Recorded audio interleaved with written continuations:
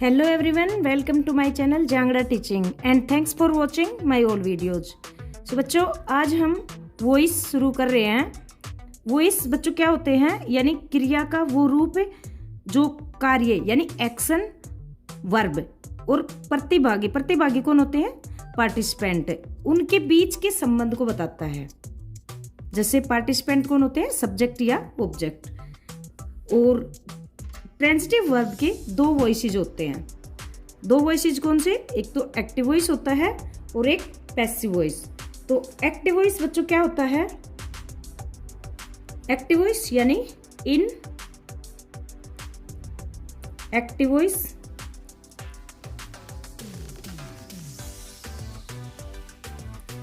The subject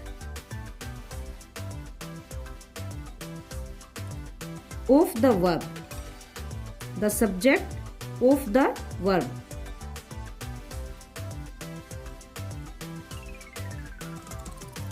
is doing the action,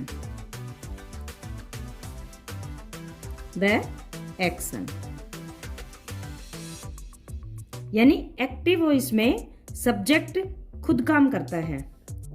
और passive voice क्या होता है, passive voice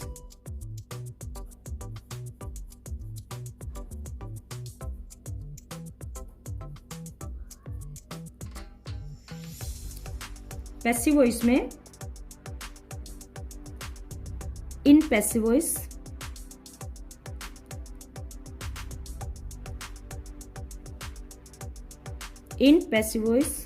the subject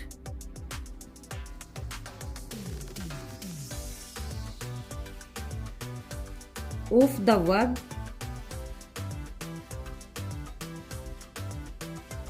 is being acted on।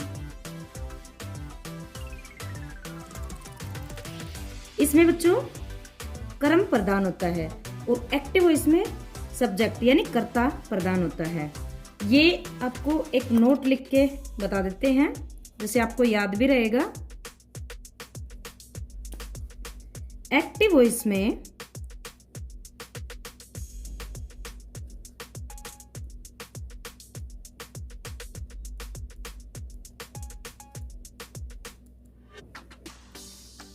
Subject यानी कर्ता की प्रधानता होती है या प्रधान होता है।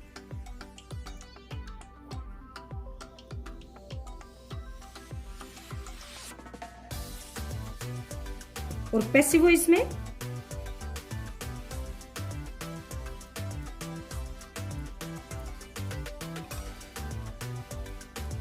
ऑब्जेक्ट यानी कर्म प्रधान होता है।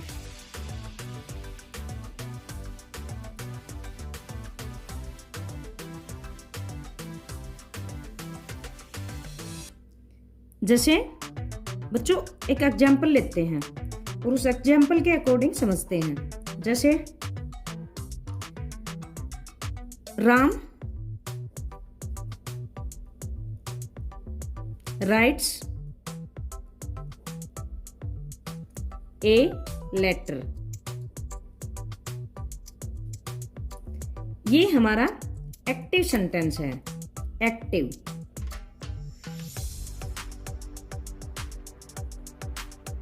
इसको पैसिव बनाना है, तो पैसिव में चेंज कैसे करेंगे, ए लेटर। अब चेंज कैसे होगा, क्या रूल होंगे, ये आपको बाद में बताएंगे, पहले एक बार थोड़ा समझ लेते हैं। A letter is written by Ram. अब देखो बच्चों, इसमें एक्टिव में सब्जेक्ट प्रधान होता है, यानी सब्जेक्ट की प्रधानता होती है।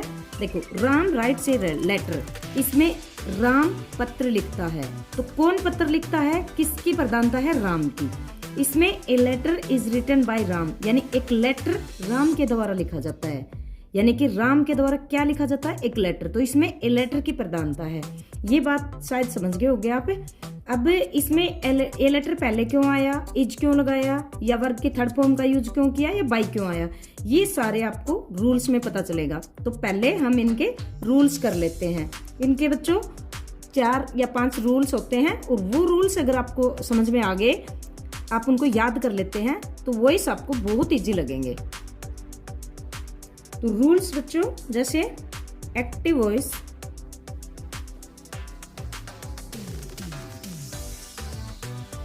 से पैसिव वॉइस,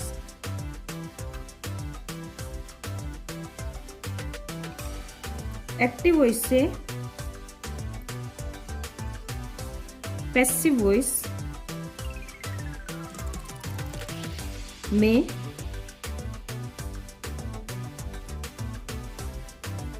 चेंज करने के या बदलने के नियम, चेंज करने के रूल्स, यानी एक्टिव वॉइस से पैसिव वॉइस में चेंज करने के रूल। तो ये रूल जैसे नंबर 1, पहला रूल बच्चों क्या है,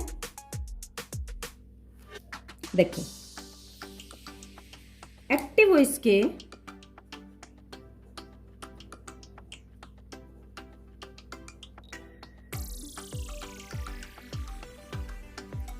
सेंटेंस के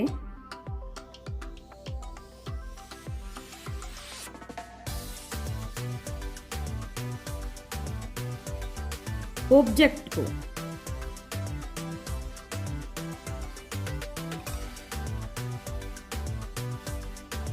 पैसिव वॉइस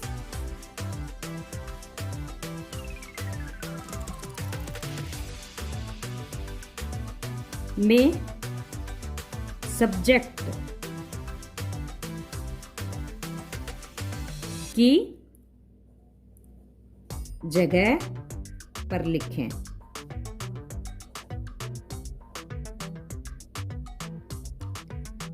तो बच्चों ये इसका पहला रूल है, एक्टिव वॉइस के सेंटेंस के ऑब्जेक्ट को पैसिव वॉइस के सब्जेक्ट की जगह पर लिखें। अब देखो ये ही सेंटेंस देख लो, राम राइट्स ए लेटर, तो राम इसमें ऑब्जेक्ट क्या है, ए लेटर। रूल क्या कहता है, ऑब्जेक्ट को पैसिव वॉइस में सब्जेक्ट, तो पैसिव ये किया हमने, ये हमारा एक्टिव वॉइस सेंटेंस है, इसको पैसिव ये बनाया, तो इसके ऑब्जेक्ट को हमने पैसिव के सब्जेक्ट के रूप में लिख दिया। पहला रूल हमारा कंप्लीट।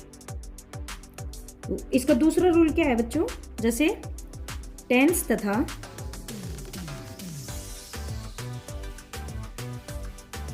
पैसिव सब्जेक्ट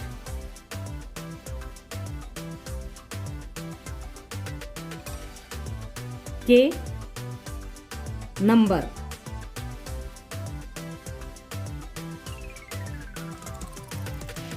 कौन से, जैसे सिंगुलर और प्लूरल, हम देखते हैं ना सब्जेक्ट सिंगुलर है कि प्लूरल है, वो नंबर के मुताबिक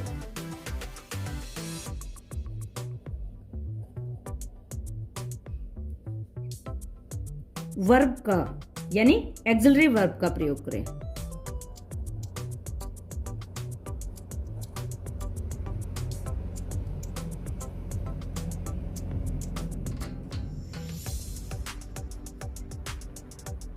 का प्रयोग करें। अब एक्सिलरी वर्ब क्या है, जैसे हम हेल्पिंग वर्ब का यूज करते हैं ना, इसी सेंटेंस में यही चीज। फिर देखो ए लेटर के बाद हमने इज का प्रयोग किया, तो इज का ही क्यों किया ये आपको बाद में बताएंगे, बाद में पता चलेगा जब आप सेंटेंस बनाते जाओगे और टेंस के अकॉर्डिंग सेंटेंस चेंज करेंगे तब।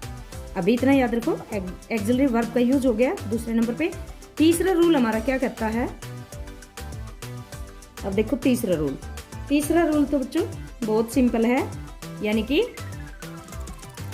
मेन वर्ब की थर्ड फॉर्म का प्रयोग करें। मेन वर्ब की थर्ड फॉर्म का प्रयोग करें, ये हमारा तीसरा रूल हो गया। अब सेंटेंस देखो, राम राइट्स ए लेटर, तो ए लेटर ऑब्जेक्ट आगे ले आए, फिर एक्सिलरी वर्ब का यूज किया, उसके बाद देखो राइट की थर्ड फॉर्म यूज की हमने। तो ये रूल होता है बच्चों, वो इसमें कोई भी वर्ब मिले हमें उसी का थर्ड फॉर्म लगाना है। उसके बाद फोर्थ रूल हमारा क्या है, बाय प्रेपोजिशन,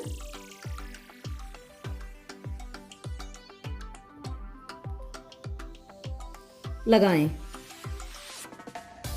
अब बाय प्रेपोजिशन लगाएं तो देखो इज रिटन के बाद हमने बाय लगाया। और लास्ट रूल हमारा क्या है, यानी 5वां रूल हमारा क्या है, एक्टिव सेंटेंस के सब्जेक्ट को अब देखो।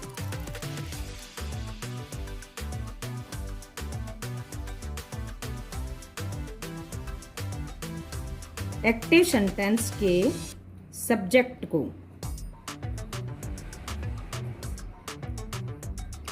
पैसिव वॉइस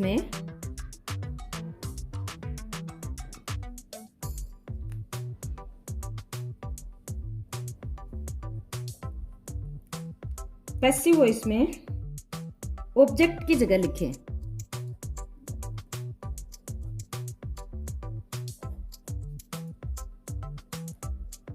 ऑब्जेक्ट की जगह लिखें।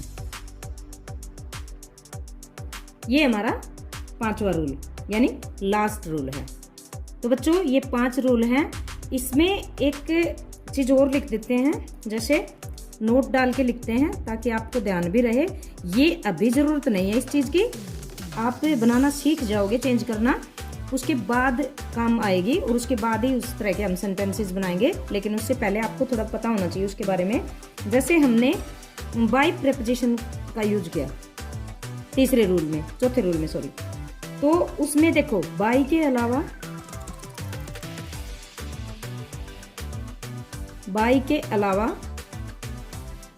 एट, टू और विद आदि का प्रयोग जरूरत के मुताबिक किया जाता है। जरूरत के मुताबिक किया जाता है।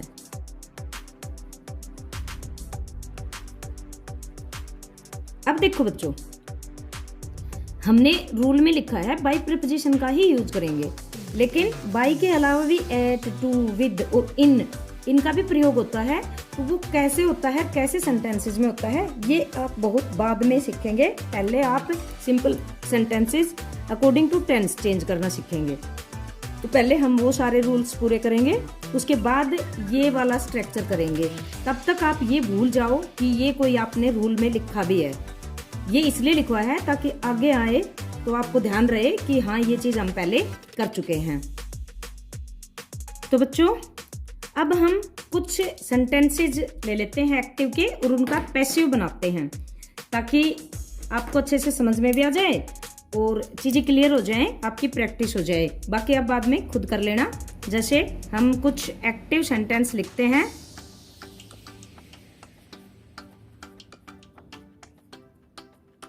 जैसे एक्टिव सेंटेंस में एक सेंटेंस लिखा, Mohan takes tea. Mohan takes tea. अब देखो बच्चों, टेक्स क्यों किया? क्योंकि मोहन सिंगुलर है और ये प्रेजेंट इंडेफिनाइट टेंस है। तो अब इसको पैसिव वॉइस में चेंज करेंगे। तो इसका पैसिव कैसे बनाएंगे?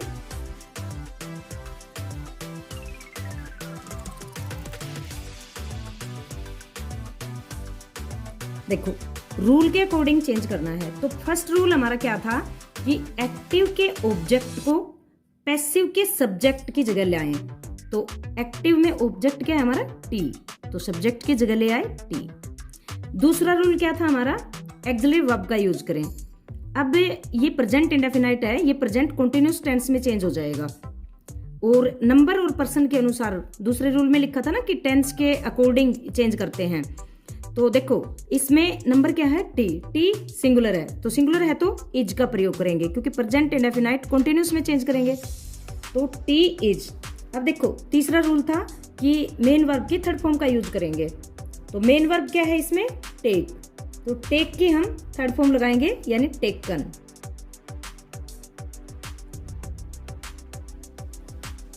और चौथे रूल में बाय प्रीपोजिशन का यूज करेंगे। उसके बाद एक्टिव के सब्जेक्ट को पैसिव के ऑब्जेक्ट की जगह ले आएंगे, तो बाय मोहन। ये आपको रूल अच्छे से बता दिया है। अब आप खुद से भी चेंज कर सकते हो इस चीज को। अब इसी तरह से एक दो सेंटेंस और ले लेते हैं। जैसे एक्टिव वॉइस का एक सेंटेंस लेते हैं, children play cricket. Children play cricket. अब इसको चेंज करेंगे। पहले हम क्रिकेट आगे लेके आएंगे ऑब्जेक्ट को। अब क्रिकेट सिंगुलर है तो इज लगाएंगे। प्ले की थर्ड फॉर्म प्लेड। अब बाय प्रीपोजिशन का यूज करेंगे। बाय ऑब्जेक्ट, सब्जेक्ट क्या था चिल्ड्रन, तो इसको ऑब्जेक्ट की जगह ले जाएंगे चिल्ड्रन।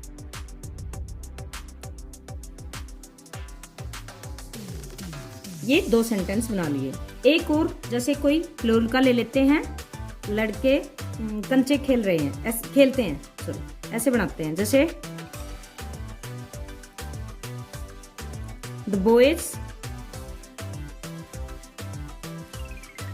Play marbles. अब देखो बच्चों, हम मार्बल्स ऑब्जेक्ट है तो इसको सब्जेक्ट के लिए लेके आएंगे यहाँ पे पैसिव वॉइस में। ये एक्टिव था,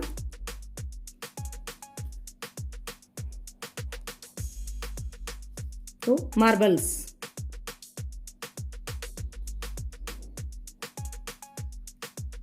अब देखो मार्बल्स प्लूरल है तो यहाँ पे इज की जगह क्या लगाएंगे, आर लगाएंगे। आर।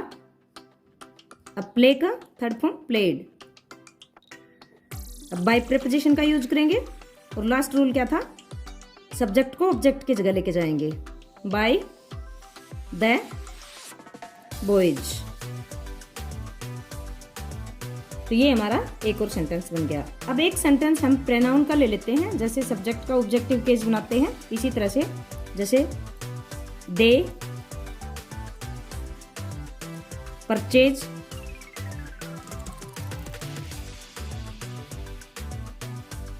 क्लोथेज। अब क्लोथेज ऑब्जेक्ट है तो सब्जेक्ट के लिए लेके आएंगे इसको क्लोथेज। अब देखो ये भी प्लूरल है तो आर। अब परचेज की third form purchased. By preposition का यूज करेंगे, चौथा रूल था। और पांचवें रूल में हम सब्जेक्ट को ऑब्जेक्ट की जगह लेके जाएंगे। तो दे तो बच्चों सब्जेक्ट है, दे का ऑब्जेक्ट की जगह ले जा रहे हैं तो ऑब्जेक्टिव केस लगाएंगे। और दे का ऑब्जेक्टिव केस होता है देम। ये आपको प्रोनाउन में आता भी होगा। इसी तरह से कुछ सेंटेंसेस मैं लिख रही हूं जो आपको खुद बनाने हैं प्रैक्टिस के लिए। ये बच्चों 3 सेंटेंसेस लिखे हैं आपके लिए। माय सिस्टर वॉशेस क्लोथेस, ये आपको एक्टिव है, पैसिव में चेंज करना है। एक ही है पापा ईट्स फूड और एक गार्डनर ब्लैक्स द फ्लावर। तो ये आपको पैसिव में चेंज करने हैं। आपकी प्रैक्टिस देखनी है कितना आप कर पाते हो। सो बच्चों आज के लिए इतना ही, बाकी नेक्स्ट वीडियो में। तब तक के लिए थैंक्स।